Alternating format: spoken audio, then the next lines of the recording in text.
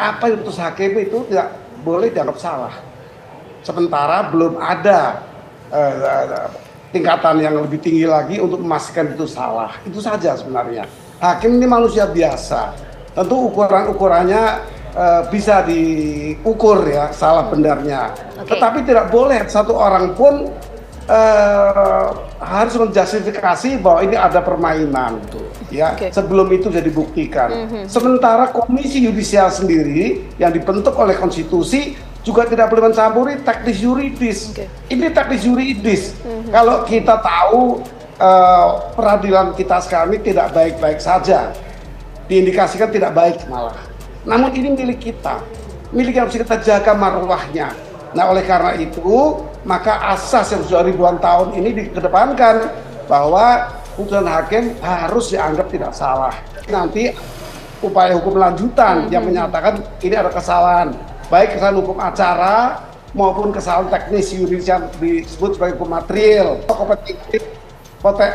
kompetensi absolut. KY tidak berwenang pada atau tidak berwenang untuk memeriksa pada putusannya, maka KY akan terus mengawasi proses upaya hukum ya, baik banding maupun kasasi. Kita akan kawal terus kasus tersebut karena kita anggap hal ini cukup menjadi persoalan yang besar. Beberapa hal secara konstitusional maupun secara perundang-undangan ini telah menjadi Presiden Jokowi pasti belum siap untuk memilih siapa pewaris kekuasaannya. Pasti belum mampu untuk punya grip pada semua potensi yang ada di depan dia tuh. Karena itu dia pasti akan menunda tuh. Kan itu rumusnya gampang. Bahwa kemudian dia temukan cara yang agak konyol, ya udah biarkan aja Mahfud MD berkelahi sama Yusril Iza Mahendra misalnya tuh dalam debat-debat soal hukum. Tapi kita tidak mau lihat debat hukumnya. Kan debat hukum itu akan membuat kita kehabisan energi. Yang mesti kita lihat bahwa ujung dari permainan ini memang upaya untuk membatalkan pemilu. Kan gampangnya begitu kan. Pemirsa, kita bertemu kembali di acara Dialog Politik dan Hukum. Pada siang hari ini kami sengaja menghadirkan tokoh hukum nasional. Beliaunya adalah Bapak Profesor Dr. Haji Sunarno Ediwibowo. Selamat siang. Siap, Prof. Siang, Mas Dokter, gimana sehat? Alhamdulillah, yang penting Prof. kita sehat. Amin. Prof, kita tahu bahwa persoalan putusan perkara yang sangat membuat gaduh, yaitu perkara nomor 757 PDTG 2022 PN Jakarta Pusat, yang diantaranya adalah Saudara Agus Priyono selaku Ketua Umum Pimpinan Pusat Partai Adil Makmur Prima, dulu adalah Partai Rakyat Demokratik. Dia mengajukan gugatan di Pengadilan Negeri Jakarta Pusat yang salah satu amar putusannya mengatakan perkara ini dapat dijalankan terlebih dahulu secara serta-merta witbat birforat. Artinya kalau ini dijalankan kan melihat waktu berarti Juni 2025, artinya pemilu ditunda dong. Kira-kira apa pendapat Profesor? Nah, memang ada dua persoalan. Ada normatif, ada keyakinan. Kalau normatif memang sesuai dengan apa yang menjadi aturan. Memang di dalam pasal 51, hakim tidak boleh lepas dari putusan sesuai dengan peraturan perundang-undangan. Tapi ada lagi, ketika dia yakin, tidak masalah. Tapi yang jelas, kalau gugatan perbuatan hukum itu harus bicara masalah fakta dan data. Datanya bagaimana, faktanya bagaimana, karena ini adalah hukum acara perdata. Yang ditonjolkan adalah data. Ya, begitu. Siap. Ya. Tetapi yang menjadi polemik di lapangan, ini para tokoh-tokoh ahli yang menyangkut politis mengatakan, wah tidak sah ini amar putusannya, cacat formal material. Sementara hakim sendiri kan tidak ada orang yang boleh mengintervensi, termasuk presiden pun tidak boleh toh. Kira-kira apa ya pendapat yang tepat ini, Prof? Kalau lihat pendapat yang simpang siur itu di lapangan. Iya, seharusnya memang kita harus menghargai. Ketika ada putusan hukum dihargai dululah. Dikarenakan kita harus melihat sistem hukum. Kita harus melihat sesuatu yang berhubungan dengan aturan-aturan hukum. Jadi kalau sudah putus ya ada. Kan sistem hukum kan ada. Ketika bisa banding, kasasi kan upaya. Masih ada upaya. Tapi ini kan sudah putusan ya seperti itu. Tapi hal demikian ini jangan bicara politik, ada produk hukum. Sekarang terbalik. Gini loh. Kalau sekarang adalah politik ada produk hukum. Ya, bukan hukum produk politik, berarti politik produk hukum. Jadi politik itu di bawah hukum sekarang. Jadi panglimanya itu hukum. Jadi salah orang memberikan suatu interpretasi demikian. Kalau saya pandangannya seperti itu. Menjadi persoalan-persoalan di lapangan ini kita tahu bahwa hakim ini adalah satrio pandito ratu. Oh iya. Setiap kata, setiap putusan harus diikuti oleh semuanya.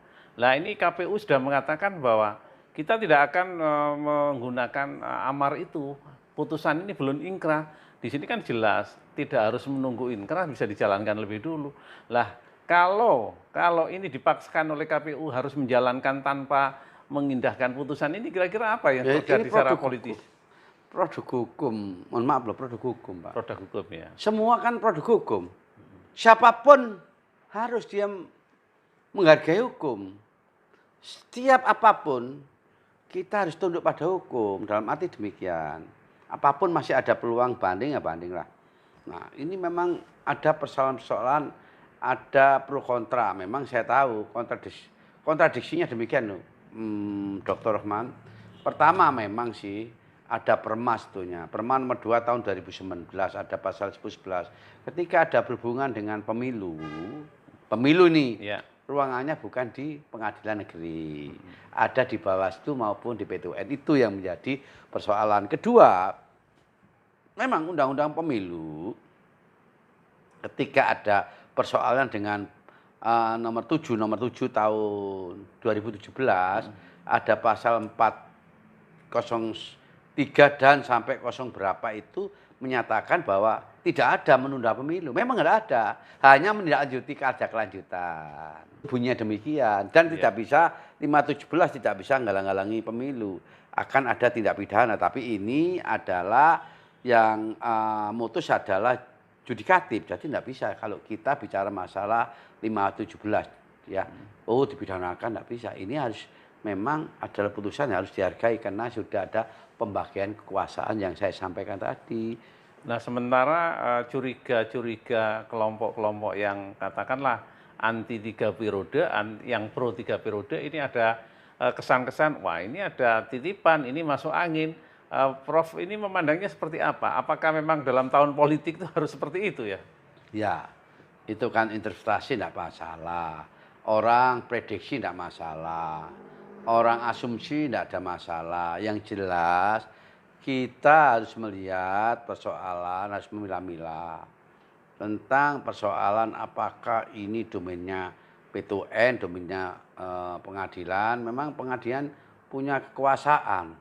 Dalam arti kan apa saya katakan punya kekuasaan? Karena punya jurusita. Untuk eksekusinya itu akan terjadi nih. Kalau kita bicara masalah putusan vote before, dalam arti serta-merta. Ini kan putusan serta-merta. Ketika putusan itu harus dilaksanakan. Ini yang berbahaya. Lah inilah yang menjadi persoalan. Kenapa putusan seperti itu? Tapi kita itu menghargai kalau itu putusan. Kenapa putusan berat? Berarti sesuai dengan 118 HIR. Sesuai dengan apa yang dalam putusan ini, kira-kira jika pihak KPU tidak menjalankan perintah hukum berupa putusan ini, apa kira-kira konsekuensi hukum dan politiknya, Prof? Wah ini berbahaya, apapun ini sudah produk hukum. Kita bicara hal apa sih hukum positif itu? Hukum positif adalah produk yang dikeluarkan oleh judikatif. Produk yang dikeluarkan oleh peraturan undang-undang. Produk yang dikeluarkan oleh referensi para pakar. Ini hukum positif. Nah, kalau sampai produk hukum yang sah, lembaga yang sah sampai diindahkan, berarti nantinya apa yang menjadi produk dari KPU berarti cacat. kalau nggak diselesaikan dulu. Cacat hukum, sehingga nanti akan terjadi berkepanjangan. Ketika berarti cacat, kalah menang akhirnya cacat. Akhirnya apa? Ini sebagai salah satu kambing hitamnya karena putusan dari 757 tadi Ya, saya sampaikan. berarti risiko-risiko termasuk konsekuensi logis jika nanti pemilu dijalankan, partai politik yang kalah gugat kan berarti berpotensi. Berpotensi sekali dikarenakan satu, orang itu gak kalah menang belum legowo. Kan begitu kalau sudah bicara masalah politik loh ya. Kalau menang nggak legowo, akhirnya terperpanjangan. Kapan kita selesai? Berarti nggak akan ada penyelesaian bahwa kita ini harus ada penyelesaian pada tahun 2024 ini harus memang benar-benar harus ganti presiden, ganti legislatif, ya kan? Ya, Harus. betul. Ini ada beberapa pernyataan dari Rocky Gerung bahwa ini adalah semua ada grand skenario yang intinya adalah mereka tidak sependapat dengan persoalan-persoalan hukum yang saat ini, berharap ada status quo, ingin kelanggengan kekuasaan. Kira-kira ada nggak otak di balik itu semua ya, Prof? Nah, ini melihat sekarang kelihatannya kok gak partai politik yang sudah sah kok gak intervensi dalam arti gugatan dan derveset. Seharusnya kena ada putusan ini ada perlawanan dong. Lah berarti kan ada. Lah kok ini kok diam saja? Lah ini ada apa di balik ini? Ya, Ini yang menjadi suatu dugaan-dugaan ya. Ya, tanda tanya besar ya. Ya, ada sesuatu yang merupakan yang mendorong lah, intervensi lah. Lah kalau dengan demikian saya gak bicara yang lain dan sebagainya. Kok diem saja? Seharusnya semua teriak. Khususnya teriak bukan teriak omongan. Harus ada yang ngajukan tentang keberatan intervensi pada putusan ini gak boleh. Perlawanan kan boleh. Setiap perlawanan ketika merasa dirugikan dengan ada putusan boleh saja kan. Betul. Nah kenapa kok dilakukan sekarang ini? Berarti ada apa ini? Lakukan dong, jangan teriak aja. Sekarang kita negara hukum, negara kita adalah pasal 1 ayat 3 kan gitu. Bukan negara tentang makstat, negara kita Reksstat kan. Siap. Nah sekarang yang kalau kita akan flashback kembali ke putusan. Putusan ini kan kembali lagi harus dijalankan. Orang mengatakan putusan ini adalah sebuah ibaratnya kecolongan di di komunitas hakim. Dikatakan bahwa hakimnya tidak cakap lah, hakimnya masuk angin lah, hakimnya yang hakim daerah lah. Bahkan hakimnya sekarang proses sudah dilaporkan ke KAI. Nah sekarang sebagai closing statement terkait persoalan ini, ada nggak kontrol atau koreksi atau usulan kepada pemerintah, Prof? Terkait carut marutnya putusan ini. Nah pemerintah kan punya sesuatu yang ketika minta fatwa pada Mahkamah Agung kan bisa. Pemerintah itu yang bisa. KPU minta fatwa, jangan sampai ketika ada berhubungan pemilu harus dicegat oleh perma. Kan begitu. Berarti itu solusinya. Berarti harus bikin perma dong? Bikin perma dong, kalau itu baru. Ini kan belum ada domain. Oh belum ada domain. Iya, dilarang segala sesuatu yang berhubungan dengan pemilu. Lah ini Mahkamah Agung buat perma. Jadi segala sesuatu yang berhubungan dengan pemilu tidak diperkenan untuk diterima. Itu baru bisa. Harusnya ya. Iya harusnya itu. Berarti ini kecolongan ya? Bisa minta fatwa. Yang bisa minta fatwa itu adalah pemerintah. Ya kan? Nah pemerintah nanti bisa minta fatwa. Saya minta fatwa. Mahkamah Agung mendesak untuk supaya nanti tidak terjadi ketika ada sebagaimana hasil keputusan maupun pas keputusan nanti akan diajukan di pengadilan negeri. Nah ini harusnya demikian. Satu kata, Profesor sependapat pemilu ditunda atau tetap? Nah kalau saya sih di dalam konstitusi pasal 22C itu pemilu tetap 5 tahun. Kalau kita bicara konstitusi, hukum tertinggi adalah Undang-Undang Dasar. Nanti tambah boleh nanti melampaui batas-batas. Pak Bowo ini tahu dari mana? Kok bisa kan sudah ada MK. Ketika bertentangan dengan konstitusi, Undang-Undang Dasar sudah ada MK. Tapi ini enggak. Tapi ini enggak ada MK-nya, enggak ada undang-undangnya sebetulnya. Kalau melihat putusan itu hanya domainnya adalah menghukum atau menyatakan. Hanya itu aja, enggak ada yang membatalkan. Kan gitu. Enggak ada yang mencabut. Sebetulnya boleh-boleh saja. Lah tapi apapun putusan dari hakim ketika ada pro kontra, ini ada risiko seorang hakim. Jadi seorang hakim itu hati-hati ketika hakim itu adalah wakil Tuhan. Siap. Pemirsa, demikian dialog hukum dan politik yang cukup panas ini. Semoga panasnya suhu politik ini tidak goyahkan hati kita masing-masing. Mari kita satukan visi, misi, persepsi demi kejayaan demokratisasi Indonesia agar konstitusi yang kita agungkan ini tidak tercoreng oleh oknum-oknum yang tidak mengindahkan putusan hukum. Demikian, terima kasih. Salam juang, fiat justitia, ruat kulum.